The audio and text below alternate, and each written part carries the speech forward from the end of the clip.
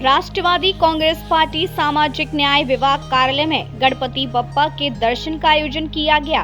इस अवसर पर मुंबई समन्वयक दीपक भोसले ने बप्पा के चरणों में नमन कर समाज में न्याय और सद्भाव की कामना की। गणपति बाप्पा मोरया। आज राष्ट्रवादी कांग्रेस पार्टी मुंबई प्रदेश सामाजिक न्याय विभाग या ठिकाणी घाटकोपर येथे कार्यालयामध्ये येऊन गणपती बाप्पाचं दर्शन घेतलं। या ठिकाणी प्रत्येक वर्षी गणपती बाप्पा 7 दिवसाचा गणपती बाप्पा बसतो। आमचा राष्ट्रवादी परिवार आणि या सर्वांच्या वतीने मुंबईमधील तमाम नागरिकांना सार्वजनिक गणेशोत्सवाच्या आणि आमच्या राष्ट्रवादी परिवारातून सर्वांना गणेशोत्सवाच्या हार्दिक शुभेच्छा।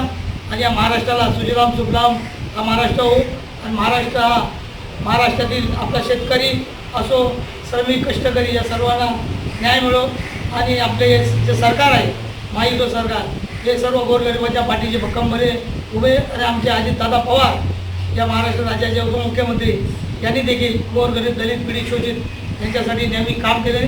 आणि गणपती बाप्पाच्या चरणी एकच प्रार्थना आहे, या महाराष्ट्रातील शेतकरी सुखावला पाहिजे, गोरगरीब, दलित हे सर्व सुखावले पाहिजे, त्यांना न्याय मिळाला पाहिजे। या महाराष्ट्रातला मराठा समाज यांना देखील न्याय मिळाला पाहिजे अशी गणपती बाप्पाच्या चरणी प्रार्थना करतो।